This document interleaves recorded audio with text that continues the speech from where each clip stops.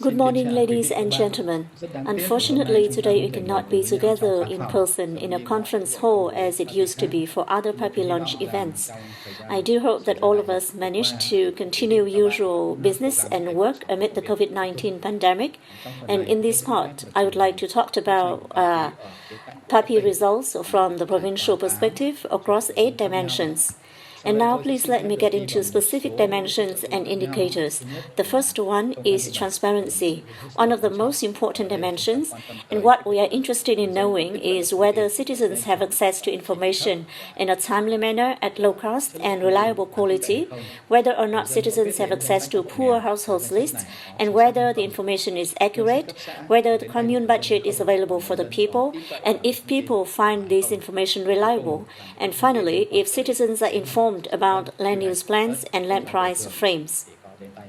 And as usual, 63 provinces are divided into 4 different groups, color-coded, with blue color represents the best performers, comprising 16 provinces and cities with highest scores, followed by green provinces, which are high average performers, then orange represents low average, and finally light yellow are the 16 poor performers.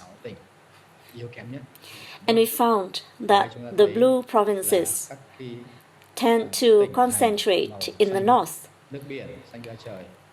And this is quite interesting. However, we also see a fairly strong contrast among northern provinces too, when blue provinces, which are best performers, are found next to yellow provinces, which perform the worst, despite the fact that their socioeconomic conditions are pretty similar. Hanoi, unfortunately, belongs to the yellow group, which are the worst performers. In the south, several provinces are scatteredly found in the best performing group. However, the majority of provinces are yellow, which is also true for south central provinces. And in this dimension, we see that northern provinces perform better, but unevenly. And the yellow provinces are located next to the blue ones. And in this dimension, there has been a slight improvement compared to the last year. And we can see this difference between 2018 and 2019 results. And only those changes of more than 5% have statistic significance, while changes of less than 5% have not. So we see a number of provinces with improvement of more than 5%. For example, Hoang, Haizuong, Sala improved for almost 10% in transparency. The other provinces have changed around 5%. And unfortunately, some provinces have worsened with a statistic significance. For example, Kon Tum has performed worse by almost 10% and Lang Son by 7%. One thing is of particular importance for the people and the government alike is the rate of people knowing about land use plans and having the opportunity to provide comments. And in the last 9 years, this indicator unfortunately has been consistently low and has not seen much improvement. Specifically, it has moved around 20%.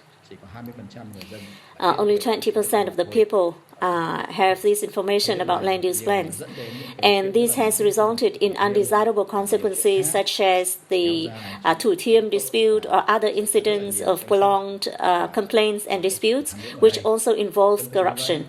Similarly, the percentage of people who have opportunities to comment on draft land use plan is low, only around 30%.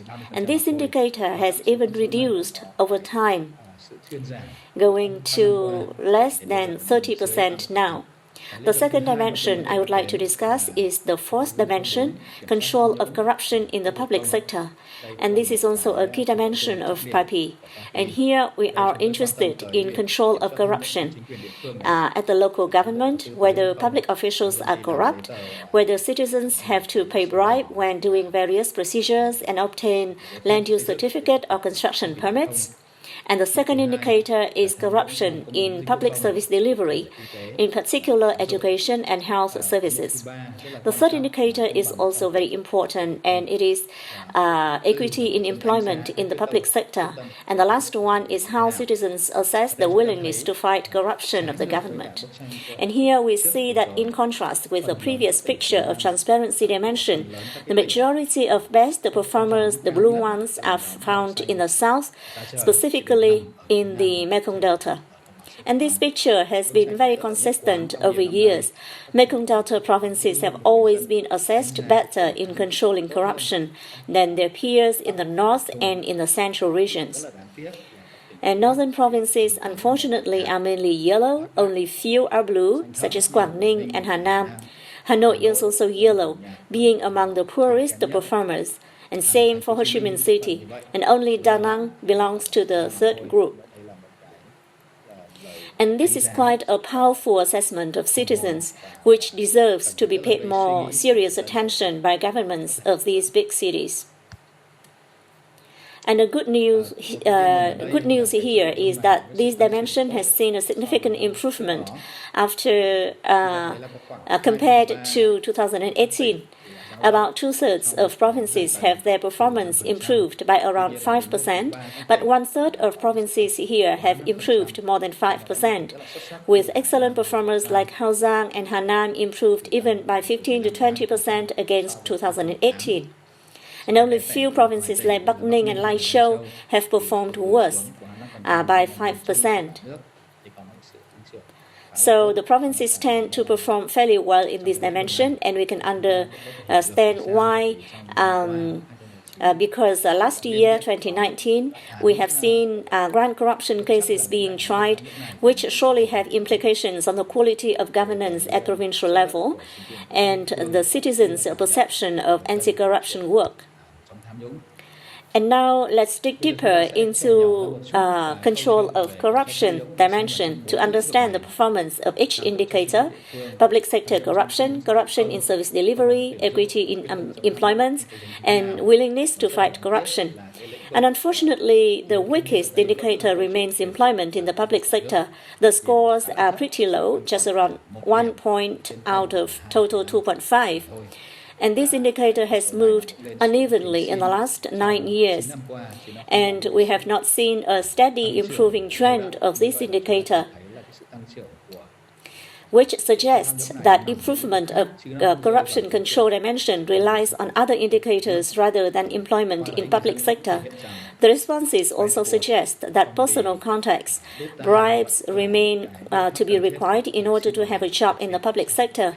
And this, of course, will result in bad consequences, where the quality of civil servants in the public service is decided by nepotism, relationships, or bribes. The third dimension I'd like to discuss is public service delivery, and here we are interested in public health care at the district level, primary education, and thirdly, basic infrastructures such as roads, electricity, drinkable water, and collection of garbage, and finally, law and order. And this is a very important services for the people's well-being. And unlike the other two dimensions, we do not see a clear regional pictures here, and the scores are scattered. Some northern provinces belong to the best performing group, so do the south and the central regions. Da Nang remains among the leading provinces in this dimension, and so does Ho Chi Minh City, while Hanoi, unfortunately, has not been able to graduate from the low average performers group. And we can understand that this is very hard to make a strong improvement in this area because it is related closely to infrastructures and investments, because these are hardware, schools and hospitals and the like. So last year we see that the province's scores only moved around 5%. Only few, like 5 to 7 provinces have made more significant improvement of more than 5%. For example, Trà Vinh nearly 10%, Bình Dương or Dong Nai improved by 8 to 9%. However, the vast majority have not improved more than 5%. but they have not worsened by more than 5% either. And we recall that this dimension has received a very high score as compared to the others, between 7 to 10. And this is encouraging because we know that many provinces are still facing with challenges in terms of infrastructures. However, citizens have been quite fair assessment of their performance. Now let's give more focus on public health care and primary education. Here we see that in the last 4 years, under the term of the current government, interestingly, public health care indicator has seen a remarkable improvement from 1.75 to 1.99, while in the past it saw a stagnation, almost no change for 5 years. And this demonstrates great efforts of the health sector, which has been more evident recently in the combat against COVID-19 pandemic, where certain achievements have been made at all levels, from local to the national level. And this is a very positive message about the health sector. Primary education has also seen some improvement. However, it has not been stable and not really significant. The score started at 1.65, then reduced to 1.63 last year and increased to 1.77 in 2019. So the improvement has not been as clear as it is for public health care. Finally, I want to talk about the Aggregate PAPI Index. If you think of PAPI as an exam of 8 subjects, then the PAPI Index is the aggregate score of all 8. And we see that the blue best performers are distributed in all 3 regions. About 1/3 of northern provinces are blue, including northern mountainous ones, which are really in more difficult situation.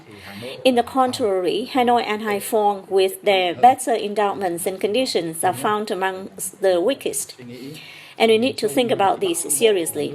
The central region has always been in the lead for many years. We've got Hà Tĩnh, Quảng Bình, Thừa Thiên Huế among the best performers. Da Nang has also been among these top performers for many years, even though there has been a reduction in score for Da Nang in some indicators, such as control of corruption. There are some blue provinces in the south as well, but the vast majority of provinces in the south are low average and poor performers. Ho Chi Minh City is also a high average performer. So looking back at the last 9 years, we analyzed the core dimensions, which have remained unchanged, which are the 6 original dimensions and not including the 2 new dimensions. And here you can see that the majority of provinces have made improvements over the last 9 years. And these are the average annual improvement percentage of the provinces. And the provinces doing the best at improving their scores, Trà Vinh, Cao Bằng, and Bạc Liêu have improved by 2.8, 2.9% annually, meaning that after 9 years they have improved by about 30% compared to their starting point in 2011. And this is highly commendable. Other provinces at the bottom, such as Bình Định, Sơn La, or Bà Rịa Vũng Tàu and Quảng Trị, have not seen improvement. And Long An has even deteriorated. So that's the picture of score PAPI dimension. And if we take the half-full glass attitude, we can say that most of the provinces have made positive changes.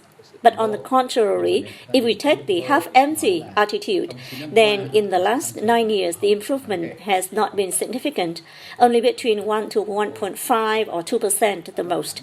So we have taken a bit longer time to improve citizen satisfaction, but the outcomes are not yet up to the level that we expected. And that's also the last message that I want to share here. I am sure that 2020 will present a lot of challenges in public administration and governance. And I hope that provincial governments will continue to make efforts in overcoming the challenges and making citizens confident in their efforts.